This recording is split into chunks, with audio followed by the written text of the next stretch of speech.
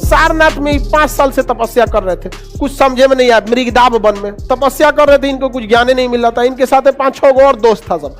उन्होंने सांख्य दर्शन की क्या कर लिया, शिक्षा लिया। अलार कलाम एक बहुत बड़े विद्वान थे उस समय के, सबसे बड़का बैच उन्हीं का चलता था। उनसे जाके बैच पढ़ लिए कौन, महात्मा बुद्ध, अलार कलाम से। और उन्होंने इन्हें सांख्य दर्शन की क्या दे दिया, शिक्षा दिया। कहा कि और पढ़ाइए। सांख्य दर्शन से इन्हें कई सारी चीजों का क्या हुआ, नॉलेज हुआ।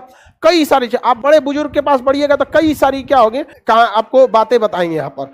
तो उनको कई सारा नॉलेज हुआ। 5-6 दोस्त मिलके कहाँ गए, सारनाथ में तपस्या कर रहे थे, कुछ मिल ही नहीं रहा था। मृगदाब वन में अचानक उस दिन कोई एक महिला आई, उसने समझाया कि वीणा को इतना मत तान दीजिए कि बजवे टूट जाए। मतलब उनका कहना था कि जो अगर वीणा बजाना चाहते हैं तो जो वीणा बजता है ना, उसको एकदम हल्का हल्का बजाइएगा तो आवाजें नहीं निकलेगा, अदा के हुमच के खींच दीजिएगा तो टूटिए जाएगा। तो महात्मा बुद्ध उसका इशारा समझ गए कि भगवान को एकदम आराम से मनाइएगा तो नहीं मानेंगे। इन्हें कि एग्जाम है, ऑटो में जा रहे हैं, कोई मंदिर है, भगवान जा रहे हैं एग्जाम देने, पास कर दियो, निकलते हैं भगा देंगे यहाँ पे। मतलब कहने का सेंस है कि भगवान को एकदम लाइटली भी मत लीजिए, एकदम सीरियस भी मत लीजिए, भगवान ही डर जाए यार, ये तो हमारा जगह लेना चाहता है।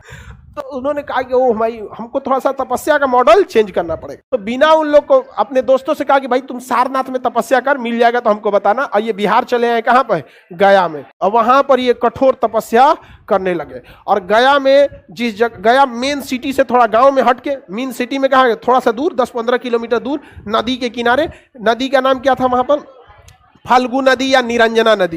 कौन सी नदी, फल्गु या निरंजना नदी। गया में जगह जो था वो थोड़ा दूर गए तो जगह का लाया बोध गया। क्या कहलाया, बोध गया।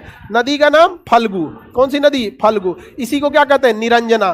निरंजना कौन सी नदी, निरंजना। निरंजना नदी के तट पर कठोर तपस्या कर रहे थे। उस कठोर तपस्या के दौरान जब बैसाख पूर्णिमा आया, अभी आने वाला है कि चला गया जी, आने वाला है, बैसाख का महीना चल रहा है, ये चैत बैसाख, अभी कौन सा महीना है, बैसाख। तो इसी के दिन जो पूर्णिमा होगा, अभी चांद कितना दिखा है, आधा है ना, फुल चीज होगा पूर्णिमा, तो वही हो जाएगा कौन सा पूर्णिमा, बैसाख पूर्णिमा। यही गर्मी का टाइम था, अप्रैल का, बैसाख पूर्णिमा के दिन फुल चांद था। उनको फल्गु या निरंजना नदी के नीचे कौन सा वृक्ष था, पीपल। कौन सा वृक्ष, पीपल वृक्ष के नीचे क्या मिल गया, ज्ञान प्राप्ति हो गई। ऐसा कहा जाता है जब ज्ञान प्राप्ति हुआ था तो उनके शरीर से प्रकाश उत्पन्न होने लगा, उनके शरीर से सुगंध आने लगे वहां पर।